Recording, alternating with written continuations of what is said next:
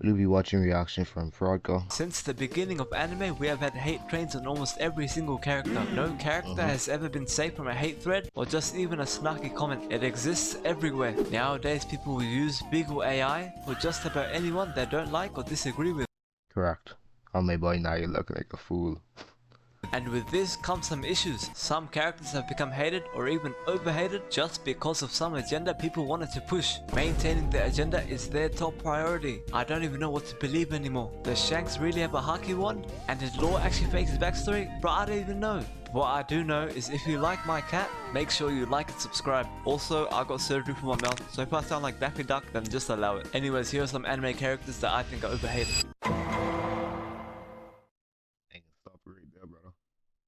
You are completely wrong. Sakura Hate is deserved. But let me listen to what you gotta say. Yo, we got Sakura Haruno. She is hands down one of the most hated characters in all of anime. If you've ever asked anyone who's watched Naruto about her, you hear the same stuff every time. She's useless, super annoying, it's Naruto way too much, and all she does is obsess over Sasuke and cry. And yeah, most of this is true if you're an anime only watcher. A lot of that hate kind of feels justified. But me personally, I remember the key plot points of Sakura and in the manga too. So most of like the stuff Sakura do, screaming at Naruto for pain, what else? Shoots, and we have like Sakura ball knowledge on.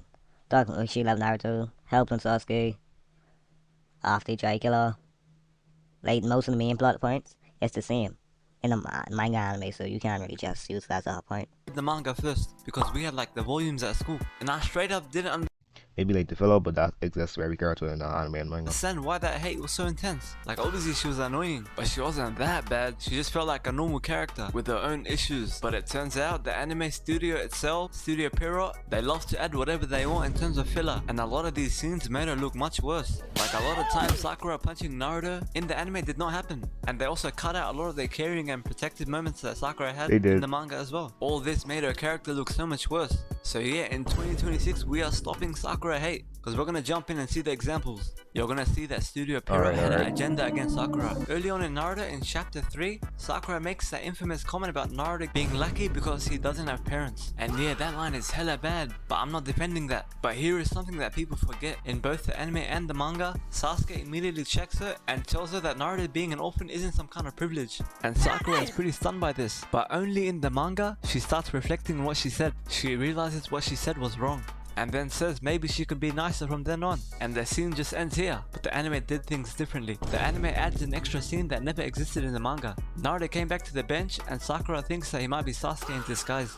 And instead of continuing that moment of reflection, she immediately calls Naruto an idiot again, and Naruto gets diarrhea or something. I don't know what's going on in this scene. But now the message is completely flipped. Another moment also happens early on in Naruto, during the Zabuza arc. There's a scene where Naruto is completely exposed and Zabuza is about to take his head off with a shuriken. And Sakura reacts instantly, and she saves Naruto's head from being decapitated. But when we watch the anime, that entire scene is gone. Sakura was removed from it completely. So us as the viewer, we never get to see this moment of Sakura stepping up. And it's these small things that could have...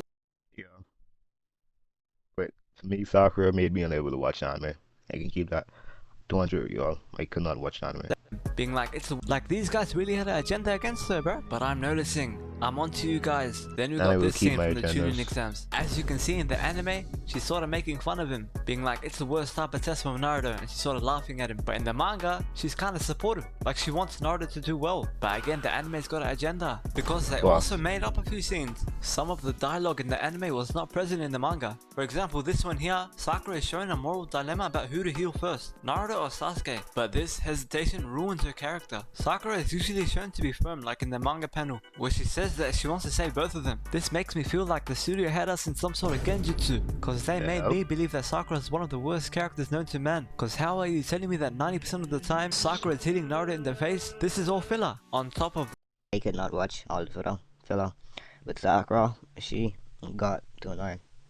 Keep that 200-year-old. I don't like annoying characters at all.